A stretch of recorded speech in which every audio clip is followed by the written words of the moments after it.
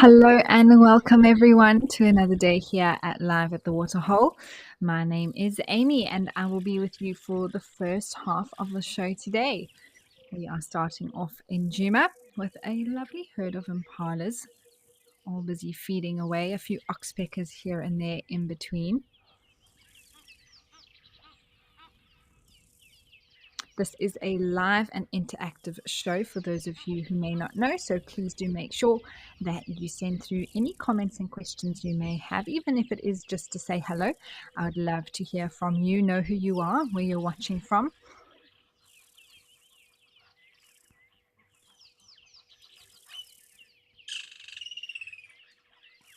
Otherwise, you can join the conversation as well on X using the hashtag WildEarth.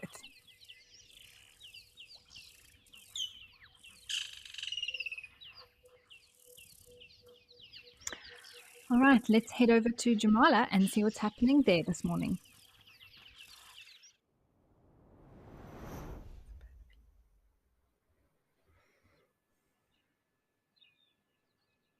Well, it is always lovely to be greeted by a herd of elephants in the morning, and Jamala is no exception.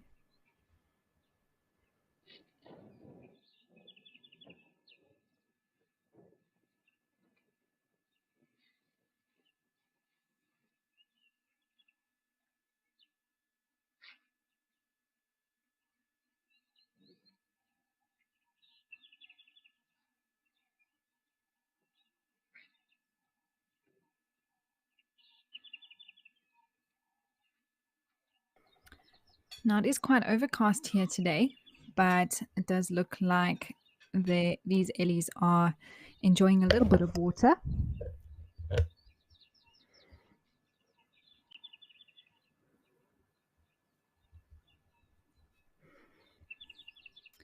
Bilbo, very well done to you.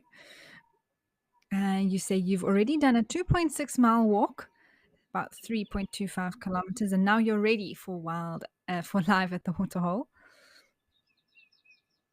Well, you have earned your spot on the couch or a seat at your desk now to just sit back, relax, and enjoy the animals at the Waterhole.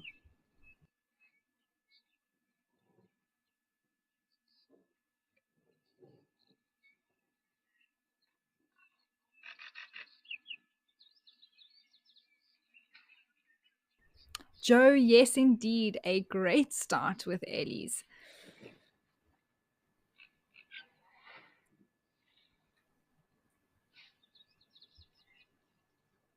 I'll have to see exactly how many come around. It'll be interesting to see what the temperature is today.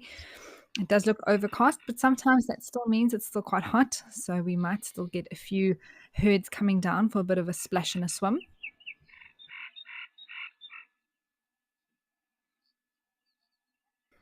Speaking of temperature, let's have a look at what your weather is doing across our locations.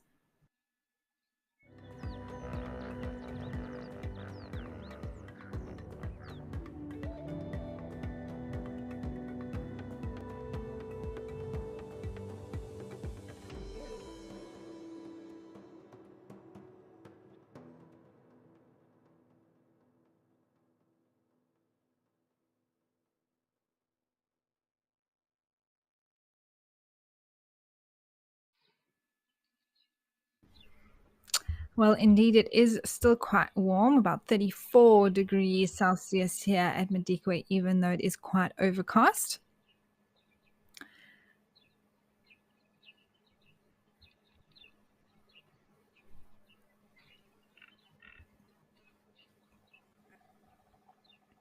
We also saw some zebras here earlier before the start of the show. So there are animals around. Slowly but surely, I think more of them will be making an appearance.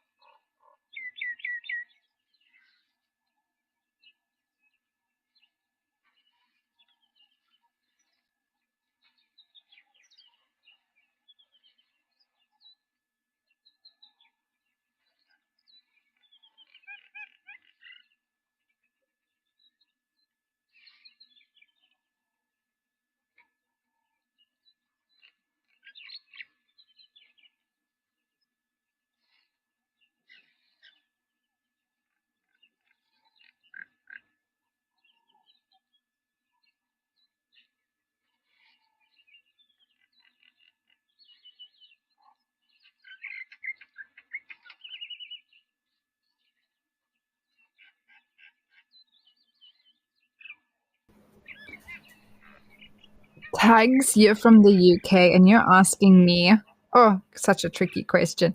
If I could have one perfect sighting, what would it be? Oh my goodness. That is, I mean, what is a perfect sighting? I think each animal for me may have a perfect type of sighting. So for me, definitely elephants at a waterhole would be my perfect sighting for elephants. Um, Sort of in the late afternoon with the sunset behind them. Oh my word, look at this one getting down on the bank. um, yeah, elephants coming for an evening drink with the sun setting behind them. That's sort of my perfect elephant sighting.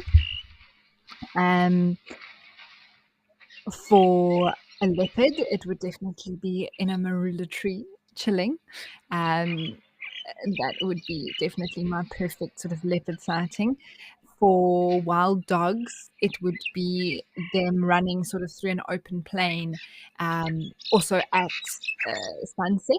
They often hunt when it's a little bit cooler in the early evening, just before the sun goes down. That would be a perfect wild dog sighting. Um, or lions is often just once the sun has sort of set and it's still light enough to see without using a spotlight, and they start to stand up and start moving, and then you can park your vehicle just parallel to the road, and then often they can walk the whole pride right next to the vehicle, and that is an incredible moment. I absolutely love that. And then sometimes they can even start roaring, and then that just is magical as well. Um, that would also probably be my second favorite perfect lion sighting, is when a male or even a pride like lying in a field or in a plain, and you've parked the vehicle and it's dark now. It's dark outside. You switch off all the lights and they start roaring, and you can just feel that roar through your body and in the vehicle. It is amazing. So I think I wouldn't just say one perfect sighting. I think there's a few different perfect sightings based on the species of animal tugs. So I hope that's an acceptable answer for you.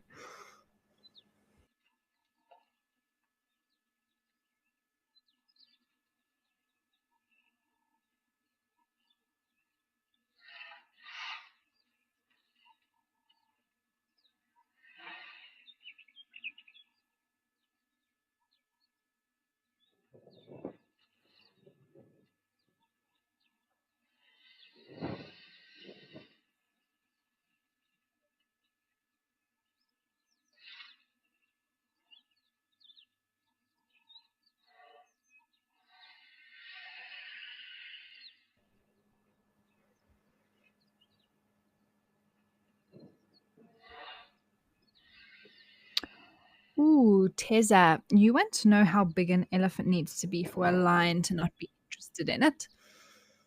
Um, it's difficult to say 100% sure because sometimes disease plays a part. So, if, for example, an elephant is sick or injured, or an injury, then it doesn't, any size elephant would be interested, would have a lion interested in them.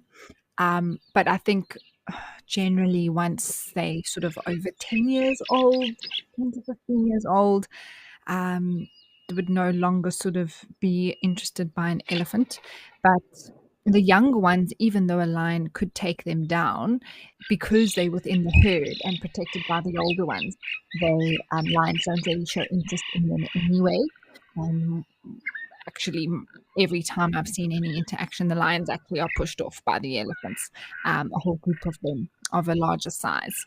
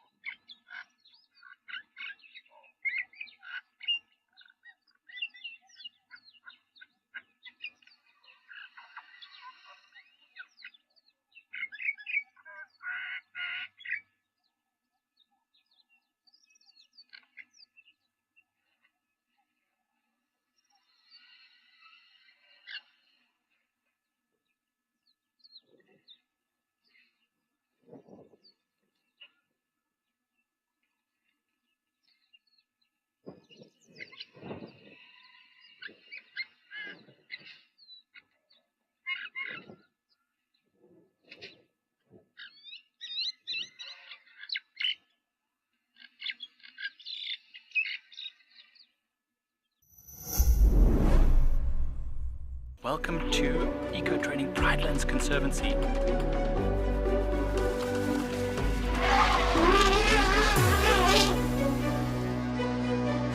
Hey, Susan, no. Oh, look at her, she's absolutely gorgeous. Look at these two pushing each other.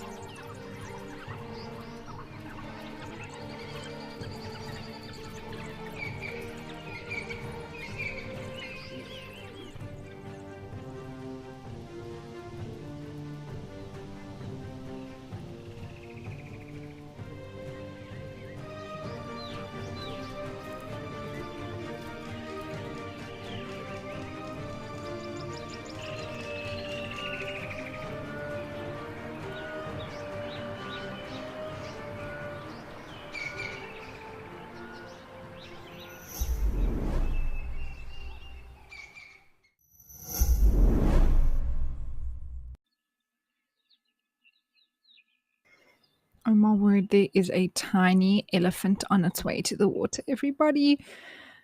It is so small. I'm interested to see what it does at the water. I don't even know if it knows how to drink yet with its trunk. I think it's literally just face planting into the water.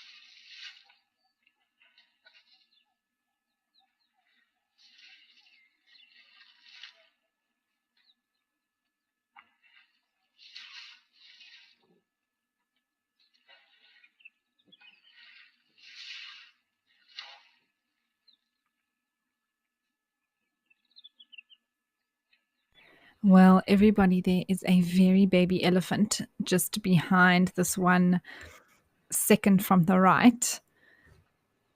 And it's at a point where I don't think it really knows how to use its trunk. So it's just sort of face planted into the water so it can drink through its mouth. And you can actually see I'm not actually sure if it's going to come out. We'll see it. We'll see it eventually.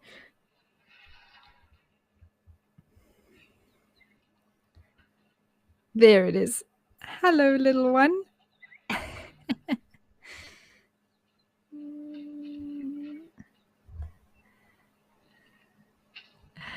Hello. You saying hello from Australia. A very warm welcome to you and thank you for joining us today. I really do hope that you enjoy the show.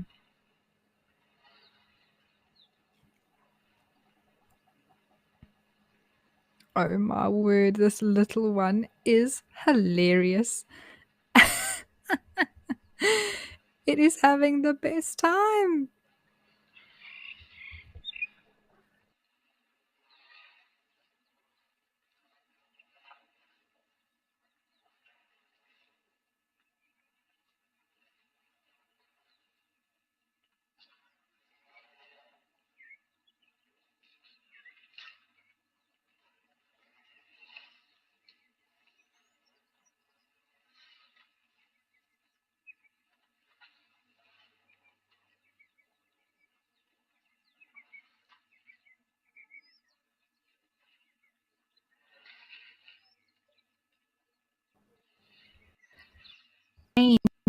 From the district in the UK, and you are saying good morning.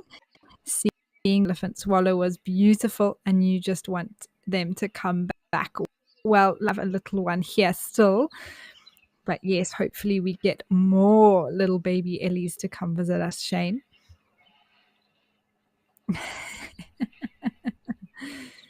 I do feel like it is at a serious disadvantage in comparison to its cousins and mother and aunties with its tiny little legs.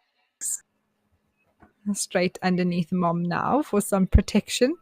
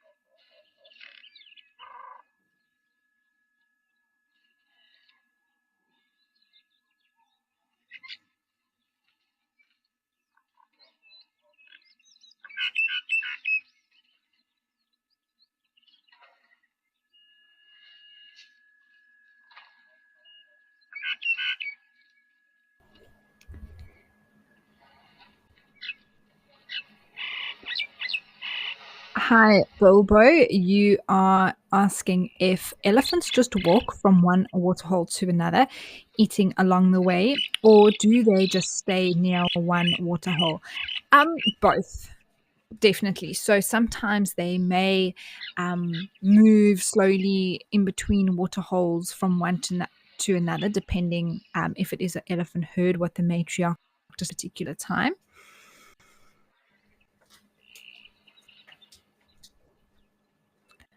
On the other hand, you may have elephant herd lay the night around a particular area and then just move sort of in the sort of peripheral area around the waterhole for a certain time. Oh, hello, wildebeest. That's a beautiful scene there. Apparently, the little ones were having some fun around here yesterday, so we'll have to see if that repeats itself this morning. But Bilbo, for the most part, there's really no, I would say, fixed pattern. Sometimes also it depends a lot on the season. So in winter, you'll find elephants moving from one area to another, visiting different water holes, because of the food availability is far less. So they need to travel further distances to be able to get good nutrition, enough vegetation in. Whereas in the summer months, they can definitely just hang out in one area and munch all day and then visit the water hole in between.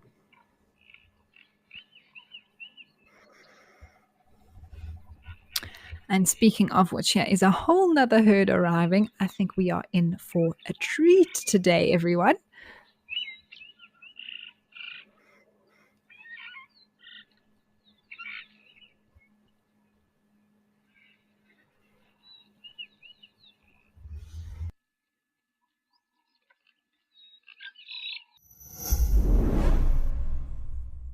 Our UK family is important to us. WildEarth is making your viewing experience more convenient with a time shift that will see a delayed start. Our sunrise safari will now be broadcast at UK sunrise times.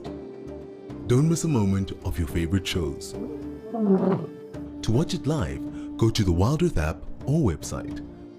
Incredible. WildEarth, connecting you to nature.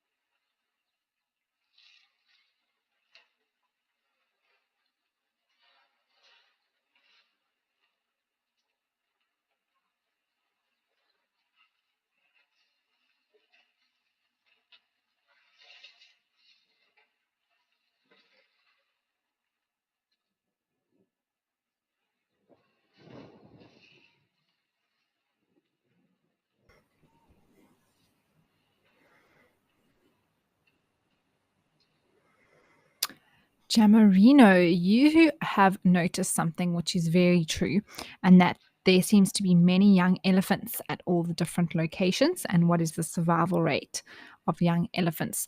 Now, elephants are actually very successful breeders. Their populations do grow very quickly and very well.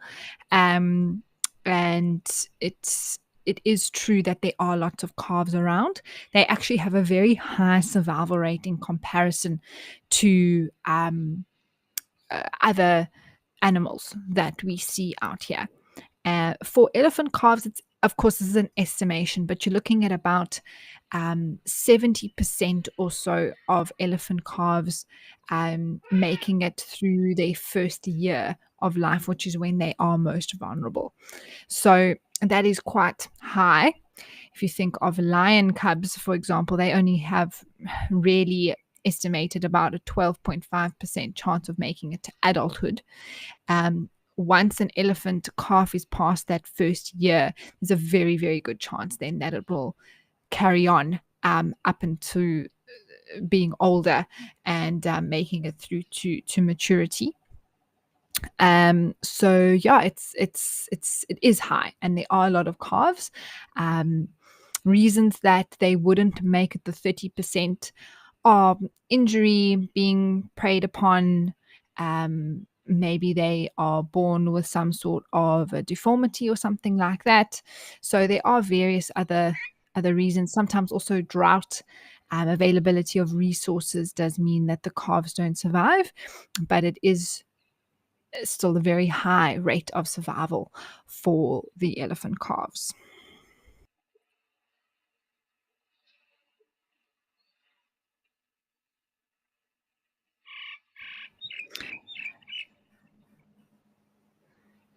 Well, the pool party is in full swing here, everyone. There's a puddle of elephants right in the center.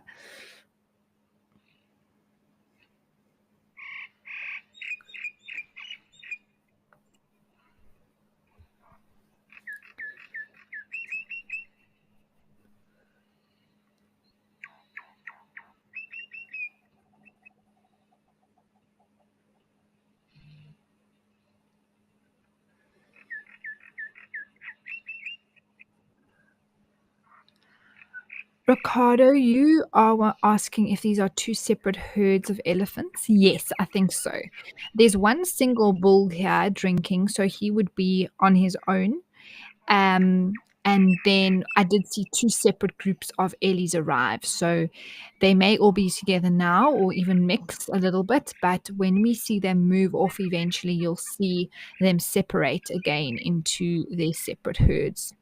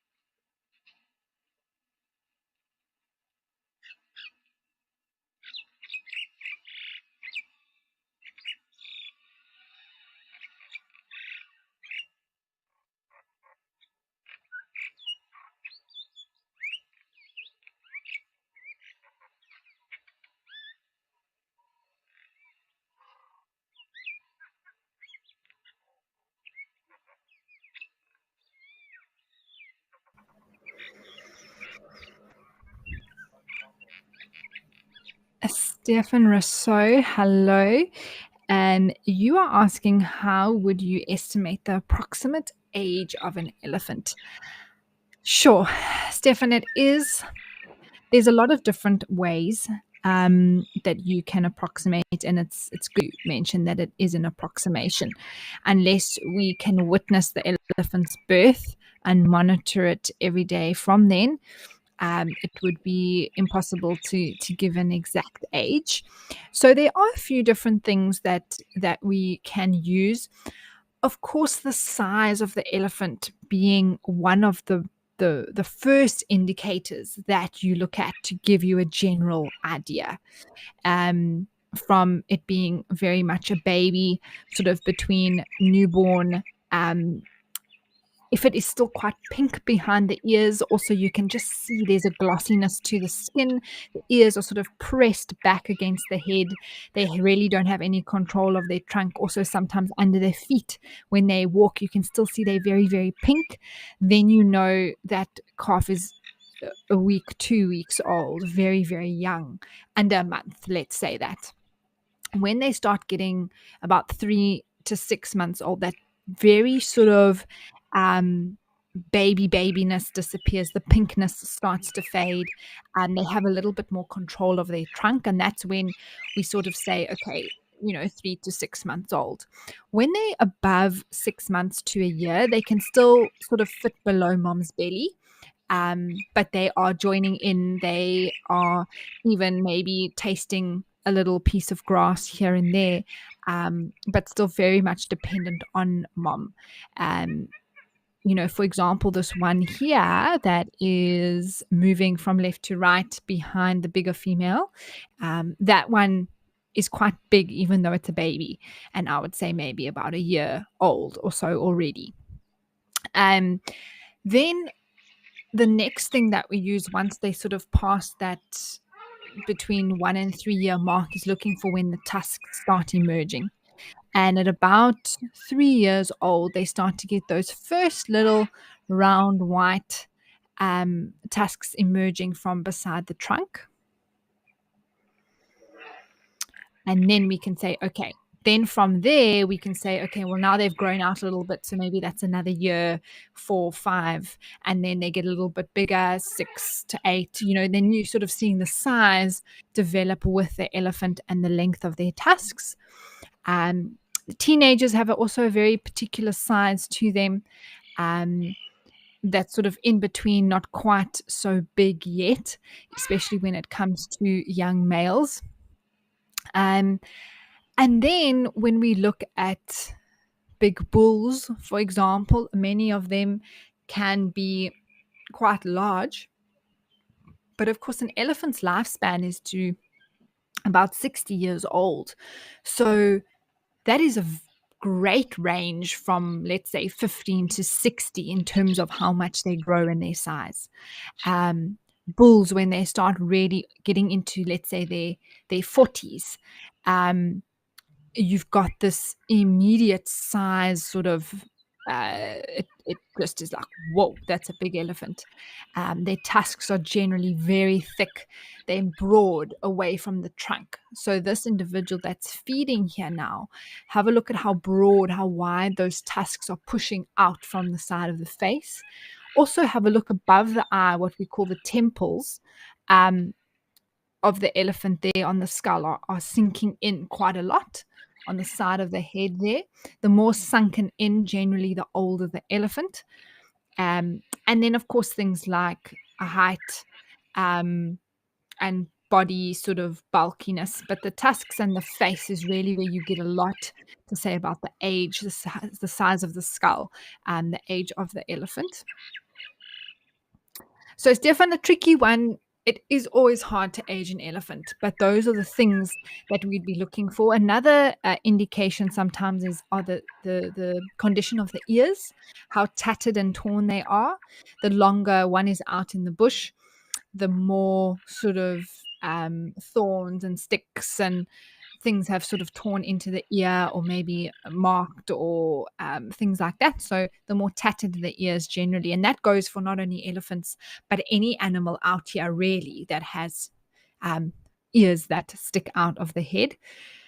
The condition of the ear often indicates the age, helps to indicate the age of the animal.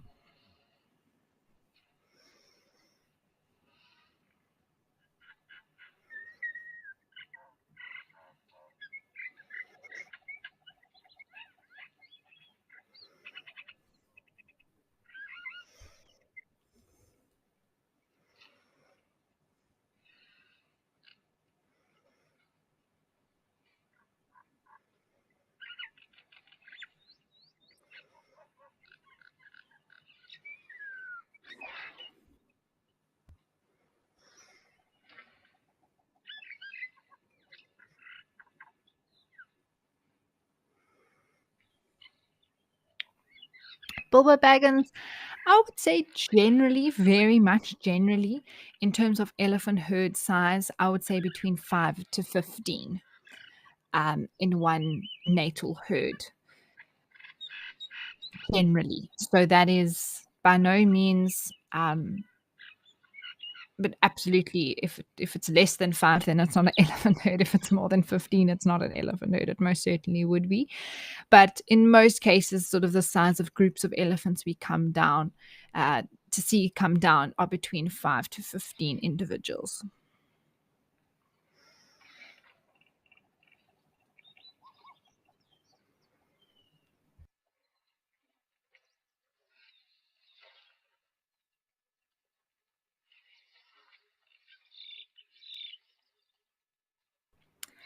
Shane, hello again.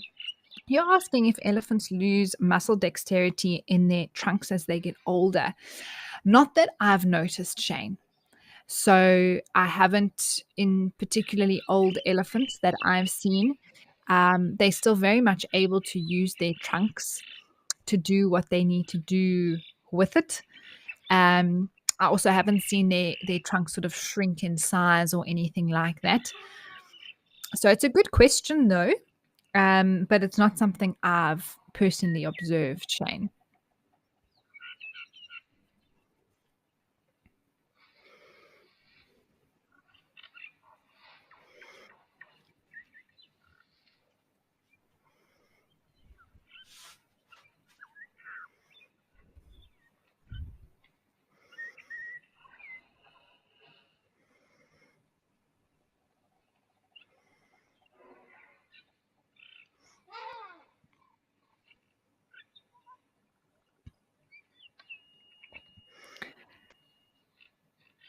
Hello. Yes, I do enjoy my job very much. It really is a great way to earn a living. I'm very grateful for the opportunities that we have here. And yeah, for those who get to go out and do the filming or control the cameras on the vehicles for the live safaris, also an amazing job. I'm very grateful and feel very blessed and happy to be a guide and to be able to do live at the Waterhole as well as help out sometimes on drive for WildEarth, but also enjoy spending time out in the bush and sharing that with guests and family. It's always very special.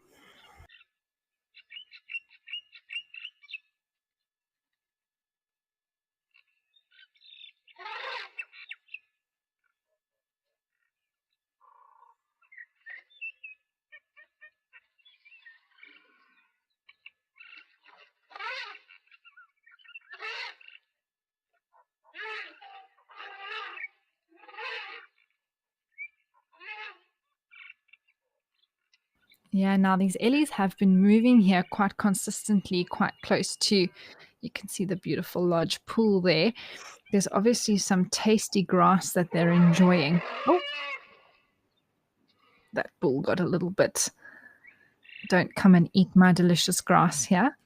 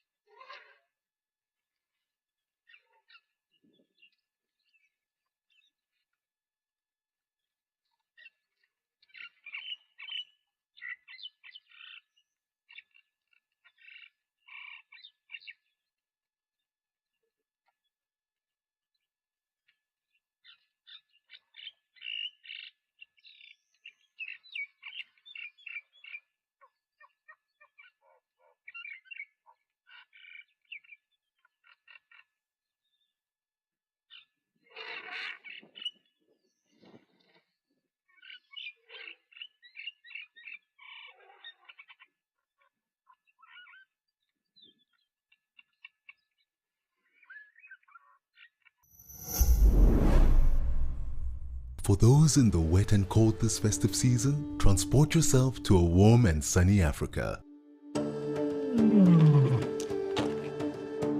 With virtual safaris in real time. Interact with African naturalists, connect with fellow nature lovers across the globe, Fall in love with nature and join the WildEarth family this festive season. WildEarth, connecting you to nature.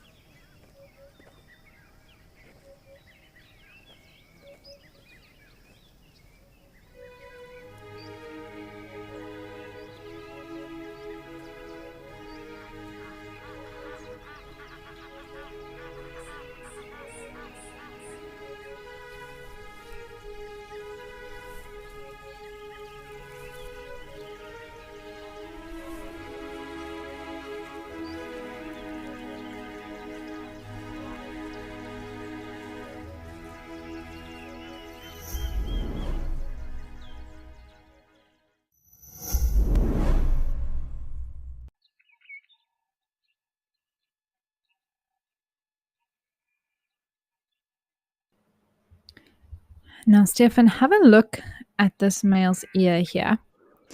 And it's got one of the things I was talking about earlier, which it actually has a hole in its ear. And these are sort of the signs that come with age.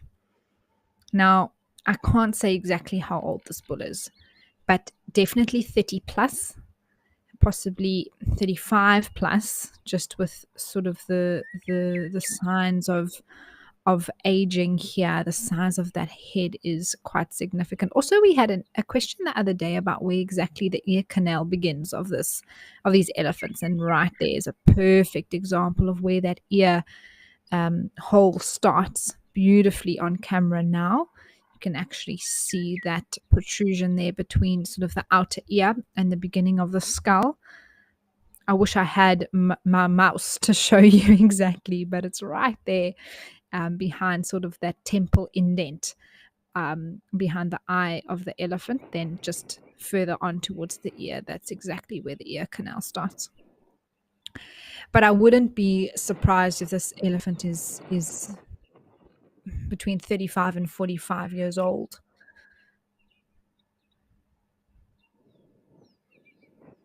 Actually, I'm more leaning possibly to 40 plus. But how incredible is this camera, everyone? The detail we can see, what character this elephant has.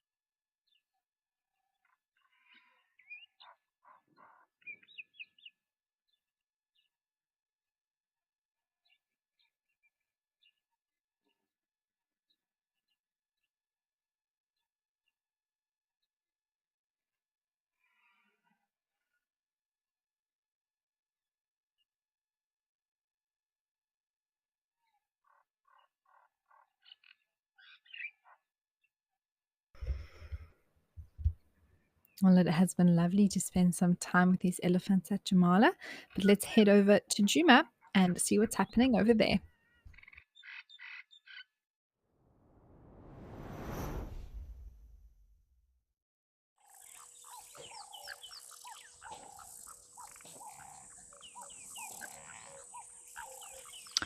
Ah, another elephant.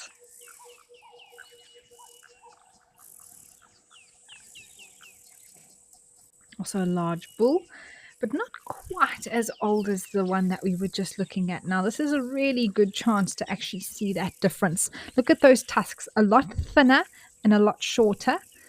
We just saw an elephant which had massively thick tusks, and those tusks get thicker towards the end, and sort of the last 20 years of an elephant's life is really when those calcium deposits are all directed towards the tusks, because the elephant's bones have sort of finished growing, and now those calcium deposits can be sent to the tusks to really grow thick, and also sometimes extend in length as well. And then another thing, look how those tusks are quite, tusk sheaths there that come out quite narrow still. If we do get a front view of this elephant, you'll see that they're not quite as wide as what we just saw. And the ears in very good condition. The head also seems slightly smaller, not so sunken in there behind the eyes, those temples of the elephant's skull. So still some growing to do. So I would hazard a guess between 20 and 30 years old, this elephant.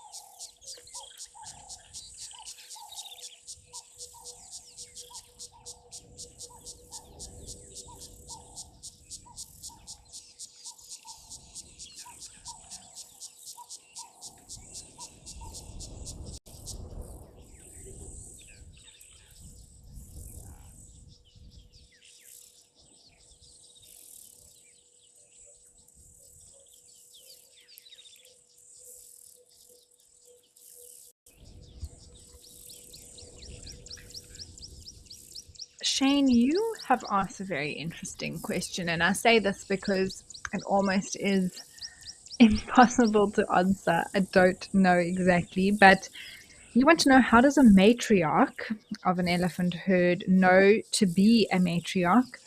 And how do they know who steps up next? It is one of the mysteries of elephant social structure, how that exactly is determined. Um, we know it generally is the oldest and most experienced female that takes the lead. It's not a democracy. They don't vote and decide, oh, well, it's so and so doesn't really want to do it, so the next one's going to have to take charge. It's almost just understood between the females of a particular herd that that's the way it is. That female is the oldest. She is leading. When I was born, she was leading, and so then she just carries on leading. And because elephant lives are so long, it really is something that only sort of the baton's only really passed on every, let's say, 50 years. So you have matriarchs who are in that role for the entire, or well, not the entire lives, of course, but for a very long time. Let's say they take over when they're 35, for example, because the previous female then passes away, and that next oldest one is that age. and then she will lead for the next 15 years, for example. Um, it's not something that they fight over. Um, being the matriarch doesn't come with any particular benefits.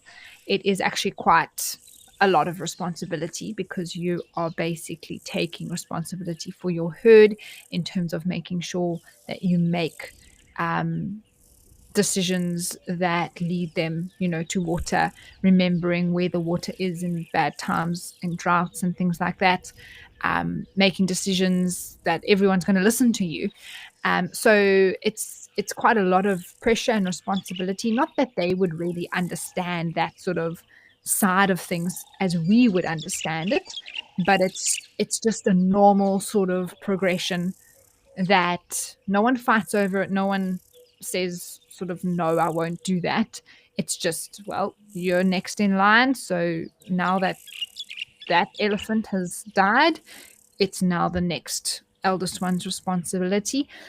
It would be interesting if to find out if there's any further research that has been done, but it's so difficult in a lot of ways because elephant lifespan is so long, very similar to human lifespan in terms of when one retires, for example, that to continue that research would only really get results in a very long time ahead, unless of course research was started quite a while ago.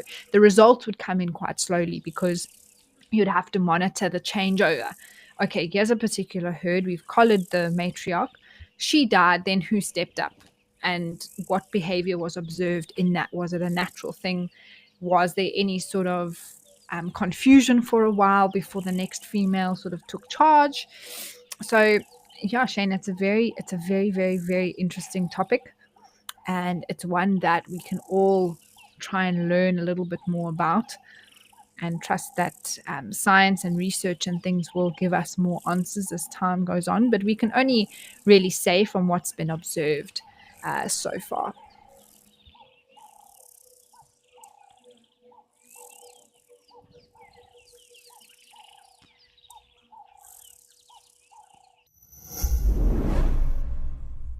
We all know the struggle of finding the perfect gift. But what if you could give them an unforgettable experience? Something truly extraordinary. Introducing Nature Eye. Fly a real drone remotely at iconic locations, witnessing the beauty of nature like never before. Sign up to be an explorer and you could win one of these experiences yourself. Visit natureeye.com today.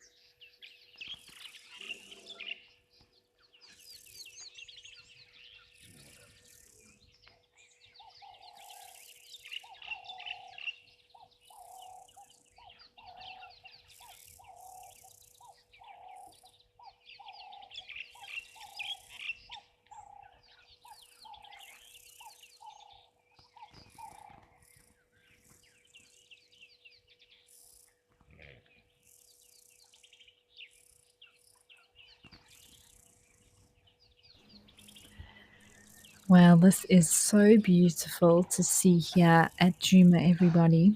The male Nyala bull here for a drink.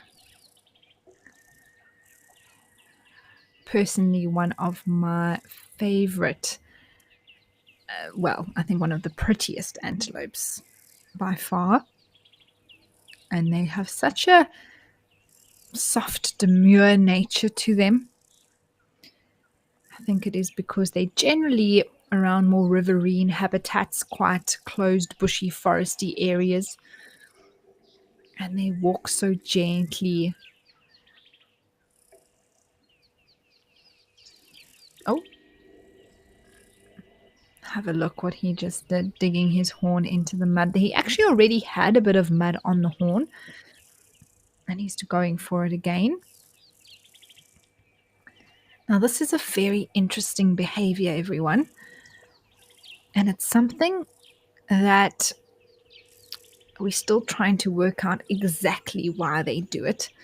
It's definitely not to do anything with cleaning, as they're in fact making their horns a lot dirtier. They don't really need to sharpen them or anything like that, which sometimes had been thought to be a reason. What I've read up about that behavior, it has to do with being a male antelope. Oh, there's quite a lot of impalas around here as well. And getting the horns filled with mud actually makes the horns look a little bit larger and possibly more intimidating to rival male antelopes.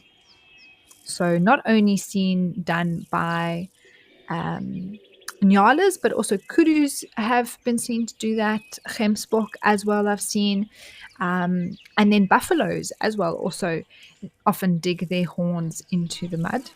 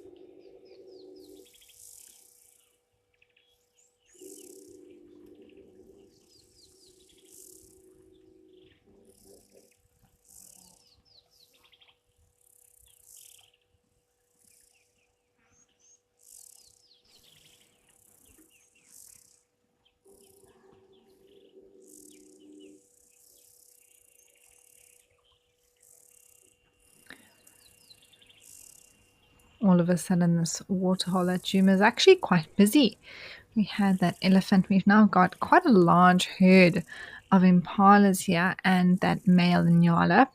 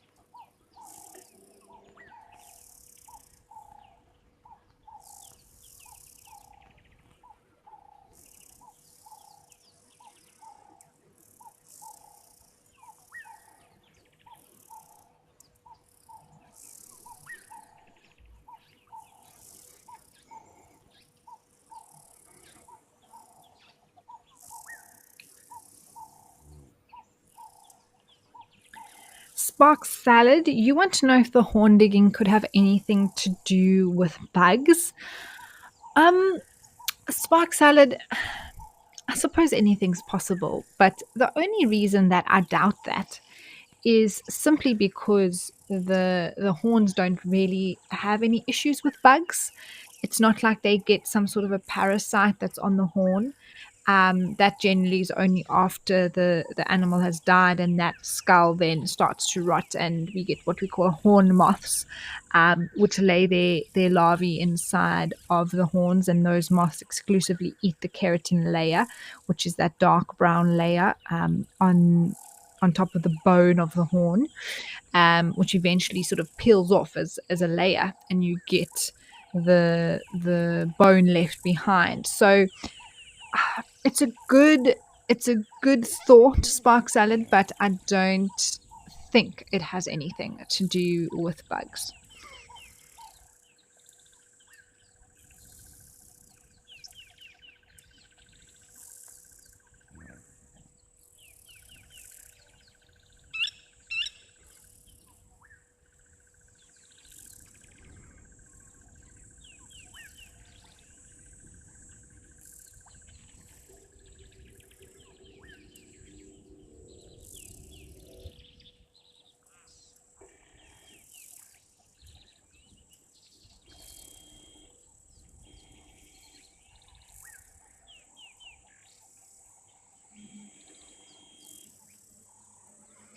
It really is such a beautiful scene here at Juma now as well.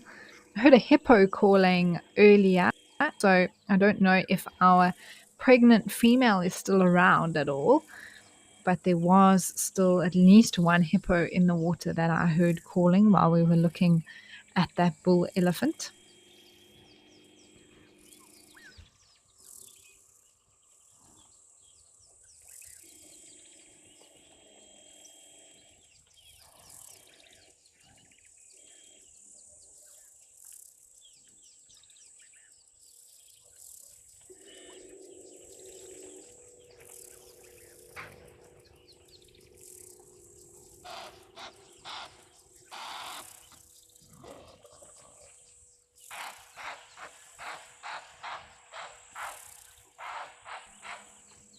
Ooh, everyone, that is very interesting.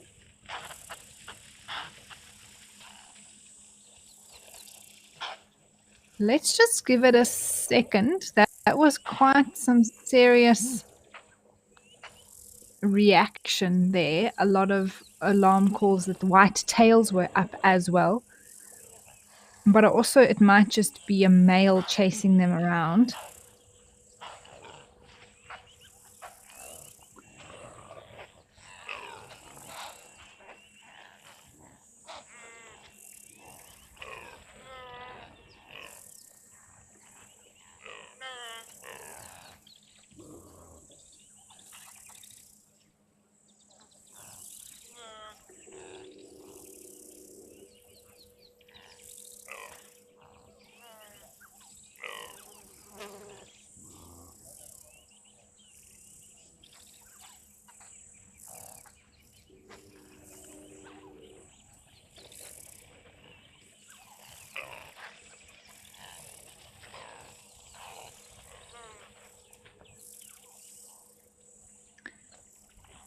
It very well could also be a case of sort of sheep. They're running from one side to the next and don't want to be left behind. But how interesting is this, everyone? Sure. The only reason I'm doubting a little bit is just because there are a few that are still looking quite relaxed. That male's looking a little bit worked up, so I think he actually could have been the cause of the ruckus.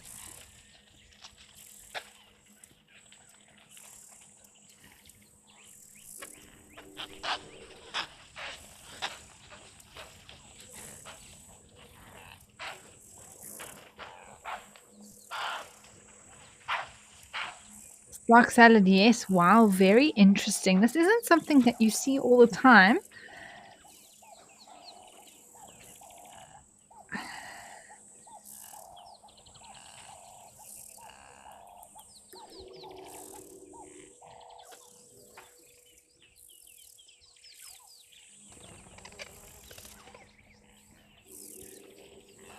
Also, if there was something sort of chasing them, maybe lions or leopard or anything like that, it would sort of, they would all really run in one direction and completely away, not back and forth, because then they would just be running back into what's hunting them, which doesn't really make sense. So I think it was a little bit of a chain reaction that was set off there.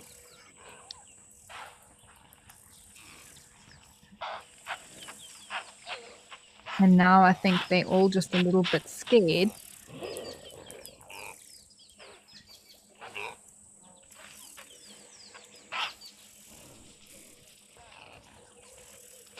See, this male there is running with the horns behind of all those females.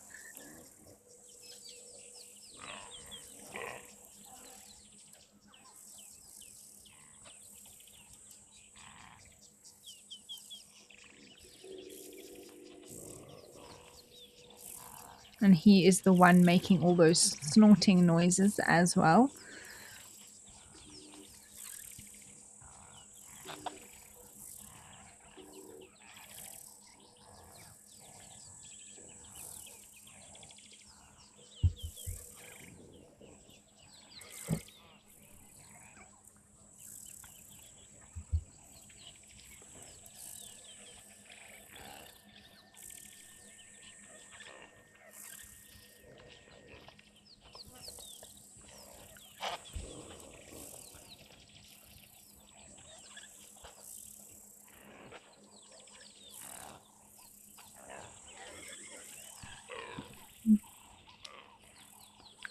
And also that sort of like grunting noise that we can hear is very typical of males when they are acting up a bit, chasing the females around. Wasn't so much of that typical alarm call when they see a predator, but still very interesting to see this behavior.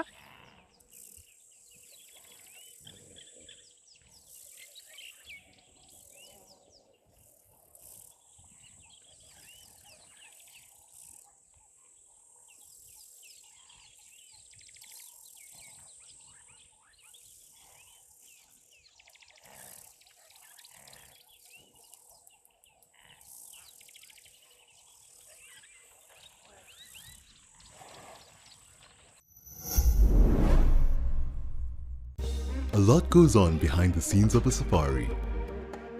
Sign up to be an explorer and get exclusive access to Behind the Safari. Sit back, relax, and take a deep breath. Learn more about the WildEarth team. I would not normally keep it on the dashboard, but I'm going to show it to you there. Come along for the surprises and chaos. Download the WildEarth app today. WildEarth, connecting with nature.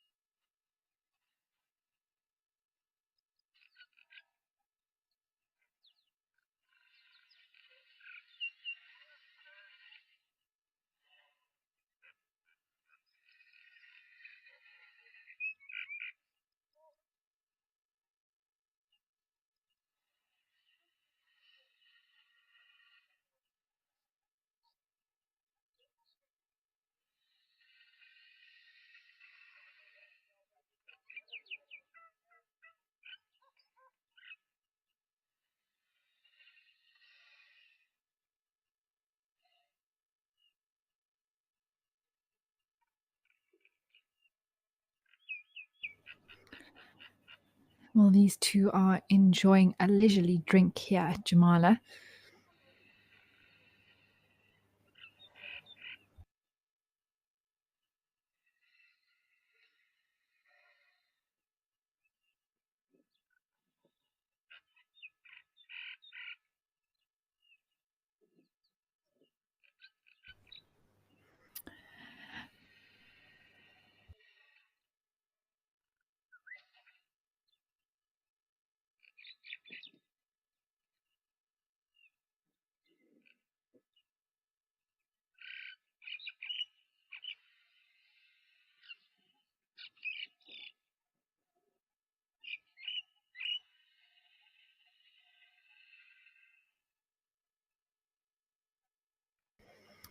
A reminder to everyone that coming up in just over 10 minutes, we will be joined by Africa.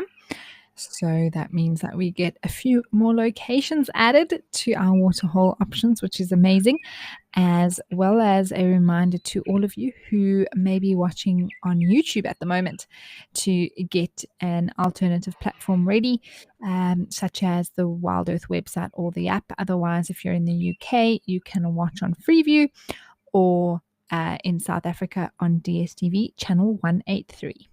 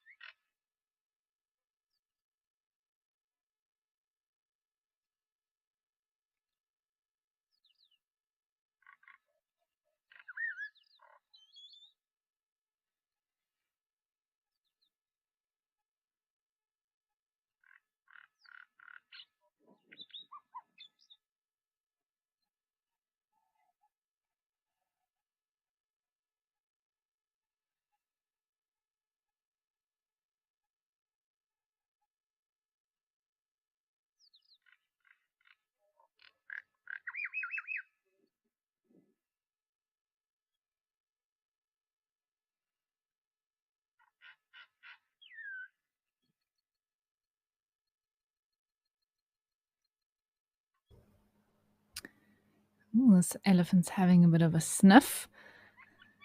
They really do love to lift their trunks up like that, rest it on their forehead, and use their little tip of their trunk to sniff around.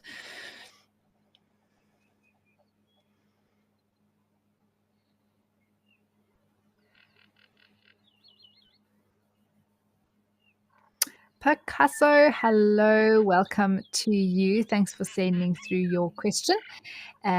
You want to know if ellies are susceptible to get eye infections? Yes, they most certainly are. I think, like any animal out here, any sort of if for example there's an open wound close by or something like that, they can definitely get infected.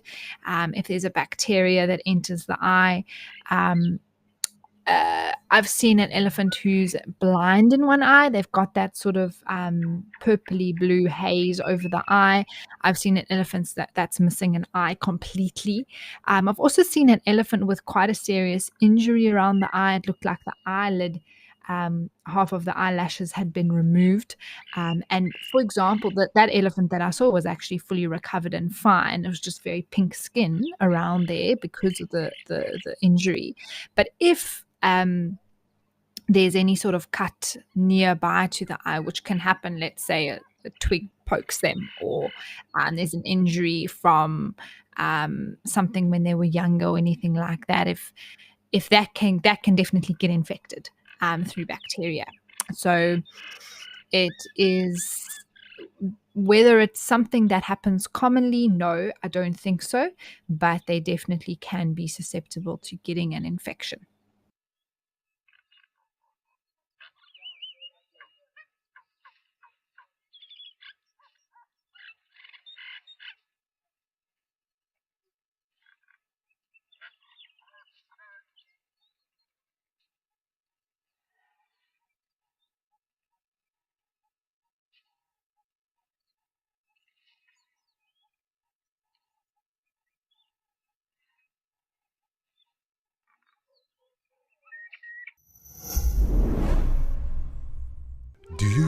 a seamless and tranquil connection to nature? Download the WildEarth app and become an explorer to enjoy ad-free viewing. Stay tuned into your favorite shows and enjoy the sights and sounds of nature uninterrupted. Explorer subscriptions are available monthly, biannually, and yearly. Sign up today. WildEarth, connecting with nature.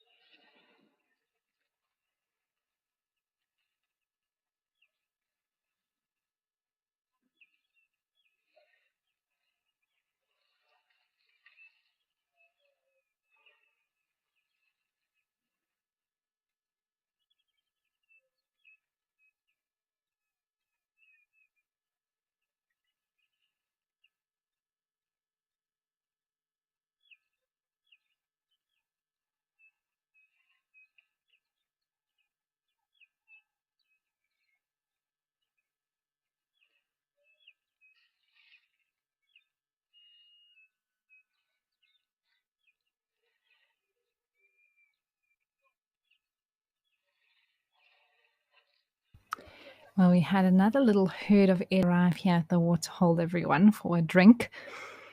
I hope that they do a little bit more splashing around, perhaps.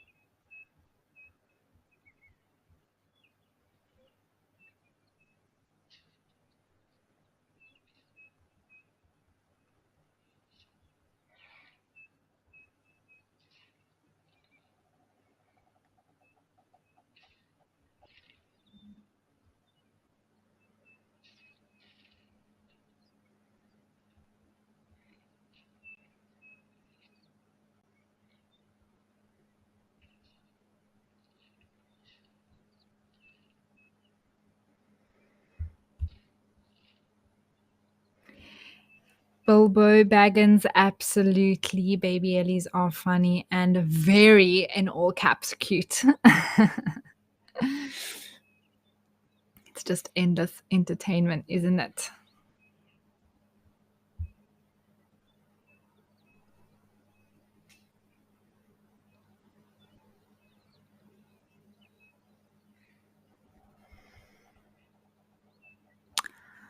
All right, well, it's that time now, everyone. Get ready to welcome Africam.